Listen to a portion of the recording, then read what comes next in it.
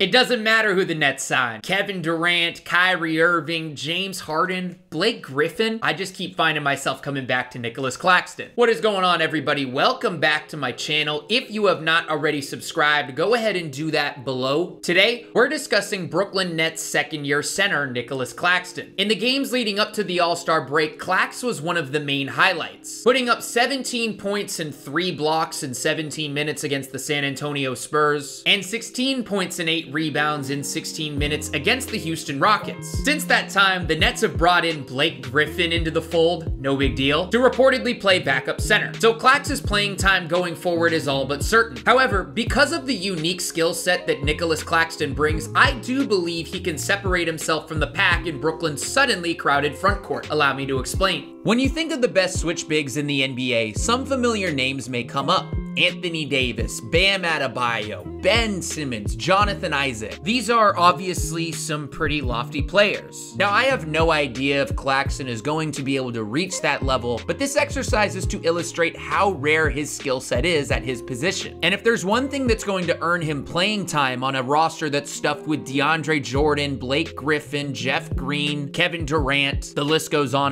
it's his ability to guard smaller players in switches. Being able to shuffle his footwork and stay stride for stride with a guard as shifty as DeJounte Murray to the point that he fully stymies him is, dare I say it, unteachable for a guy at Claxton's position. In a league that strays away further and further from more conservative schemes such as drop coverage and more into interchangeable defensive philosophies, having a guy like Claxton who can not only participate in those schemes but actually add to them is such a benefit for the Brooklyn Nets. This San Antonio Spurs out of bounds set is drawn up specifically to give Patty Mills the matchup with Nicolas Claxton, but Clax does a nice job staying in his stance, forcing Mills to pass out of the matchup, eventually leading to the missed three. Prioritizing Claxton's development should be a chief responsibility for this coaching staff in the second half of the season. No one in Brooklyn's existing rotation, the buyout market, or even the trade block offers the same level of versatility as Nicolas Claxton. And as we know, switchability only becomes more and more important as a team progresses further and further into the playoffs. It's just a rare counter to have. A 7-footer that can not only switch onto guards that normally give bigs trouble, but actually pick their pockets, again, that's a finite resource. Where things really get exciting is when you pair those switchable instincts with a shot-blocking prowess. After sticking with Lonnie Walker on the drive, notice how Claxton keeps his head on a swivel and comes out of nowhere to block this Jakob Poeltl layup. The 2 games before the break against the Rockets and Spurs were great examples of how exciting it is when those 2 specific skill sets, switchability and shot blocking, intersect. Faced up against 3 former All-Star guards, DeMar DeRozan, John Wall, and Victor Oladipo, Claxton did more than just hold his own.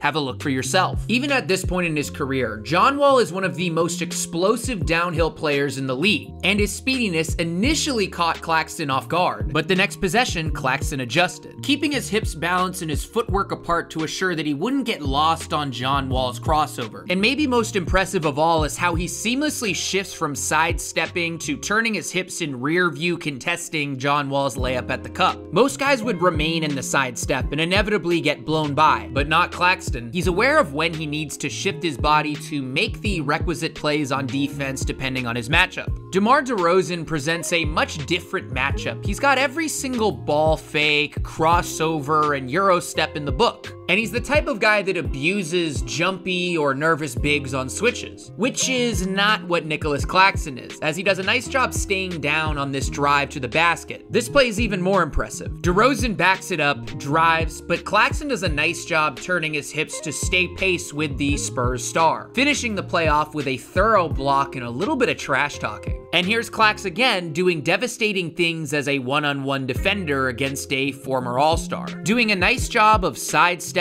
and backtracking against Victor Oladipo, ultimately forcing the pass out. Again, this is magnificent footwork no matter who you are, but it's especially impressive for someone at his age and size. It's just remarkable that Claxton finds a way to backtrack against Victor Oladipo without falling over and eventually force Oladipo into the step-back mid-range shot. In the modern NBA, the postseason is all about switchability, and with a guy that's already smothering opposing lead creators, there's a strong case to be made that Nicolas Claxton should be an integral part of Steve Nash's playoff rotation. Now, defense isn't all about defending in one-on-one situations, but as a team defender, Claxton's got pretty good instincts. I mentioned this last video, but he's more than comfortable with helping inward to assist his teammates in halting opposing drives. And here he is again, helping inward at the nail or the middle of the free throw line to force the kick out from John Wall. Claxton has also showcased some comfortability as Brooklyn's low man, which is the last line of defense on drives from the weak side defender, lowest on the floor and closest to the basket. The low man's duty is to rotate away from his man, typically in the corner, to the basket to take away the easy two at the rim. And Claxton does that here, rotating over just in time to force the kick out from Victor Oladipo.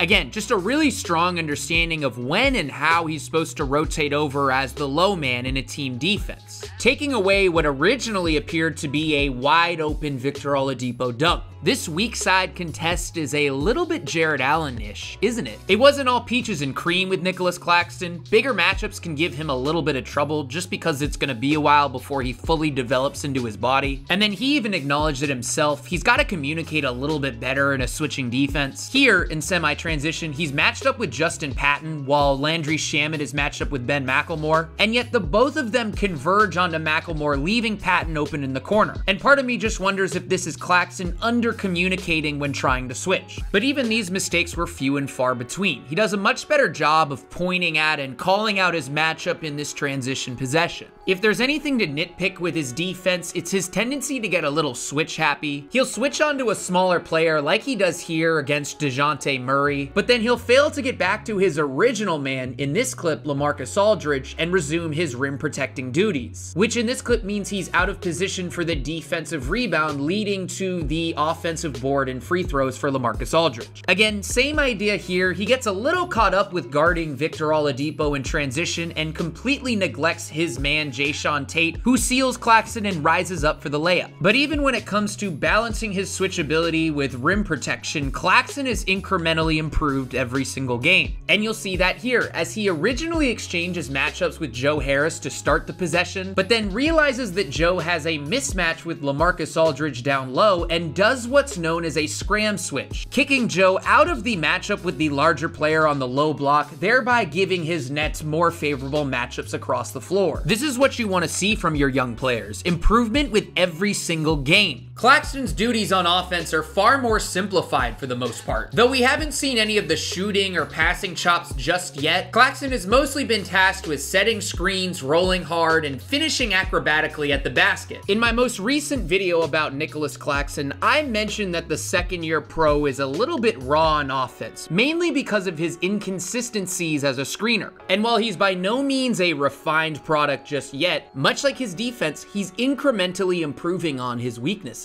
On this out-of-bounds set, he hands the ball off to Kyrie Irving and then slips by leaving his screen a second early the second he notices that the Spurs are switching this action. Because as we all know, a popular counter to a switching defense is by slipping screens. We also get a peek at Claxton's absolutely ridiculous catch radius and supreme athleticism for his position. Here, Claxton does a nice job of landing a screen on Patty Mills, one of the better screen navigators in the league, and then after setting that screen, he sprints out of the starting blocks to put LaMarcus Aldridge, hanging back in that drop coverage, in an impossible position where he's forced to guard both James Harden and Nicolas Claxton. Claxton's vertical gravity gives Harden all the room he needs to get off that famous left-handed floater. Not a great screen here, but notice how his roll pulls DeJounte Murray into the paint for just a brief second, giving James Harden the window he needs to pass out to the corner shooter. And to be clear, he still has moments where you wish he was a little bit more willing to set screens. On this play, with Justin Patton hanging back in a drop, this is the perfect time to go set a screen on Victor Oladipo, thereby giving Kyrie Irving, a 37.4% pull-up three-point shooter, the open shot. All in all, while there are growing pains to be had, had, he's improving gradually as a screener. Now, when it comes to Claxton's abilities at finishing at the rim, especially off the roll, that's when things really start to get fun. He's got incredibly strong hands and is able to slam this one down even after the defender swipes down on his wrists. And with his quickness, oh my, his quickness. Thanks to his first step, he's able to bolt to the rim with one dribble after James Harden is blitzed up top. If you don't believe me about Nick's quickness, watch how fast he bolts down the floor and actually beats Jayshawn Tate to the spot, eventually leading to the offensive rebound and nice little jump hook through contact. Again, this guy is 7 feet tall and he is this fluid on the basketball court. Here, while playing in a horns alignment with 2 players at the elbows and 2 players slotted in the corners, we get a glimpse at Claxton's nose for the basket. Every time he gets the ball, he just has this insatiable desire to get to the rim, even if that means taking a little bit of contact. Oh, by the way, as a center, he can gracefully perform up and unders. This guy's athleticism is ridiculous. Don't sleep, he's got a little bit of a post game too. This subtle ball fake to Tyler Johnson at that left wing sends the Spurs defense scrambling, giving Claxton the room he needs to loft a little jump hook over LaMarcus Aldridge. And similar to the way he is on defense, his awareness is just ahead of the curve on offense. On this play, he notices DeJounte Murray streaking in for the steal out of the corner of his eye. So Clax busts out a nice little spin move into what's becoming a little bit of a signature move, that jump hook. Again, as mentioned at the top of this segment, he's not being asked to do much on offense, but Clax is making the most of his opportunities, finishing plays at a noticeably impressive level while giving the Nets some much needed athleticism at the big man position.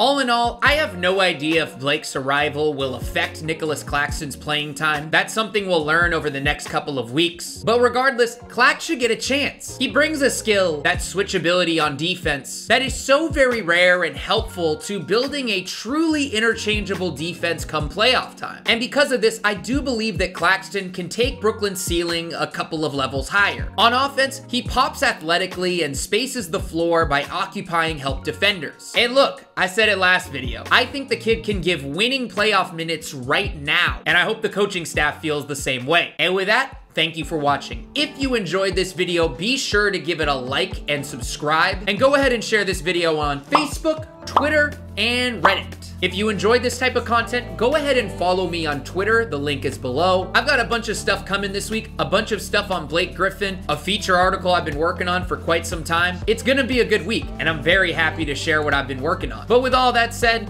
that's all I've got today. Peace!